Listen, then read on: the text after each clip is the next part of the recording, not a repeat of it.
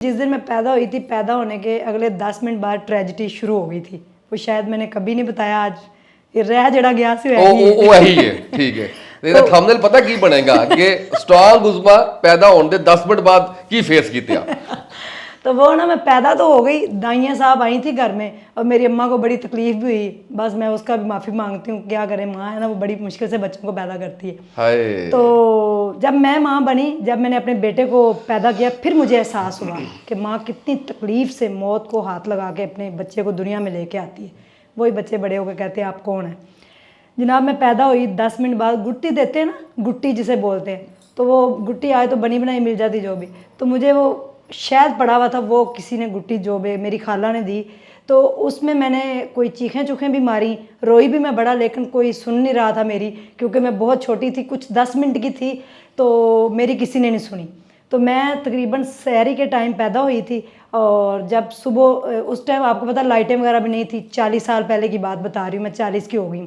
तो जब सुबह उठ के देखा तो मेरे पूरा ये जो मुंह था ब्लैक हो गया। तो मेरी अम्मी डर गई सारे कि इसकी मूछें हैं, कि अल्लाह ना करे कि लड़की मूछों वाली पैदा होगी। तो वो सारी चूंटियों ने मुझे खाया हुआ था, वो शायद चूंटियों से भरा हुआ था। तो इसलिए मैं बड़ा रोई। तो उसी दिन अल्लाह ने मुझे उस प्रोसेस से 10 मिनट के जो बच्चे को ना गुजार दिया था। इंजर स्पैरो में उसी दिन ही हो गई थी। तो फिर आगे तो फिर मेरी अम्मी ने यानी कि बड़ी खुशी मनाई, दादी दादा भी खुश हुए।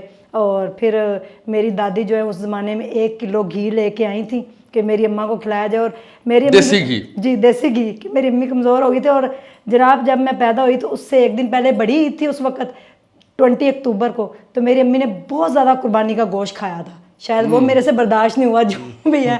तो मैं आ गई। तो 10 मिनट की ये कहानी कि रो रो के मेरा बुरा हाल, तो पूरा मुंह अकड़ा पड़ा था, चूंटियों ने खाया हुआ था। फिर वो धोया गया, खैर।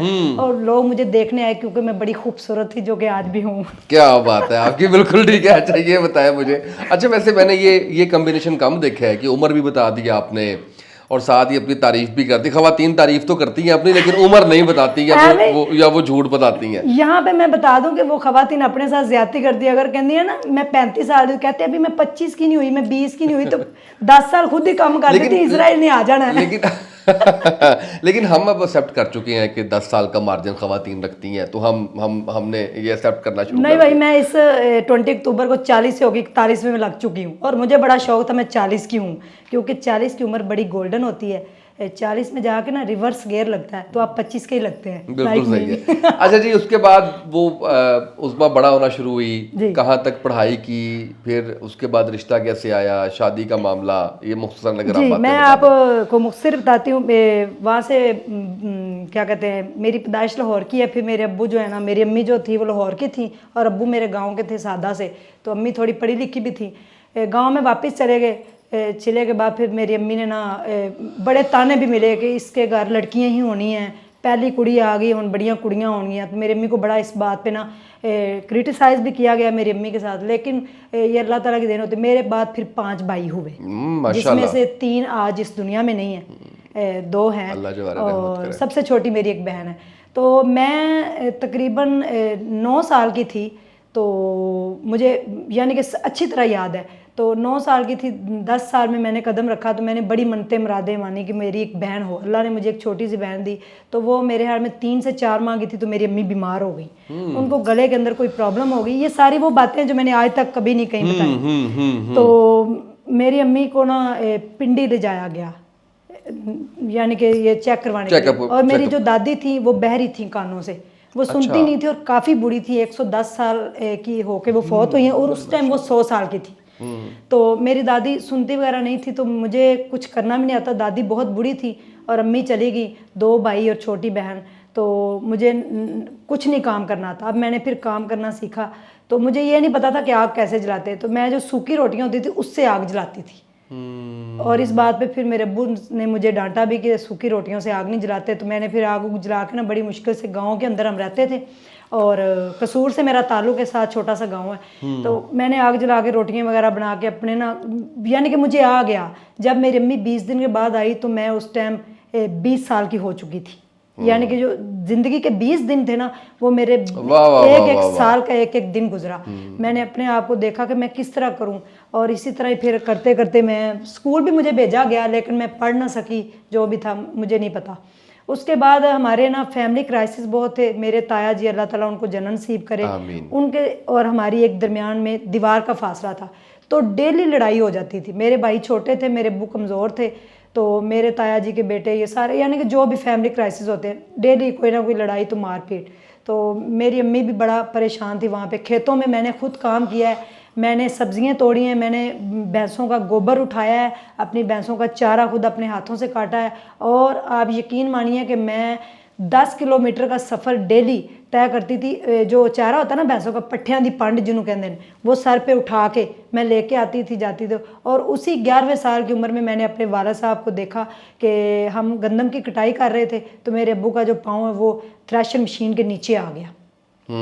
वो सबसे पहला मेरा वो क्राइसिस स्टार्ट हुआ। नहीं, मेरे क्राइसिस आपका स्टार्ट हुआ था 10 मिनट से। जी, 10 मिनट जो लोगों से को नहीं स्टार्ट पता, हुआ, जो लोगों को ये नहीं बहुत इंपॉर्टेंट इसलिए है कि हम जिस स्ट्रॉन्ग उज़्मा को जानते हैं वो 3 साल पहले की जानते जी, हैं, जी। लेकिन ये 40 साल पहले का सफर जी, शुरू हुआ 40 हुआ। साल पहले का उसी वक्त तो शुरू हो गया था। फिर मैंने ना बचपन से ही मैंने देखा, मैं 11वें साल में मैं अपने अब्बू का इतना स्ट्रेस देगी, उनका पाँव कट गया, और वही पाँव जो आज से 30 साल पहले कटा था, यानी कि थोड़ा कट गया था, उसकी उंगलियां भी साथ हैं। वो वाली टांग आज मेरे अब्बू की नहीं रही, वो 2 माह पहले कट चुकी है।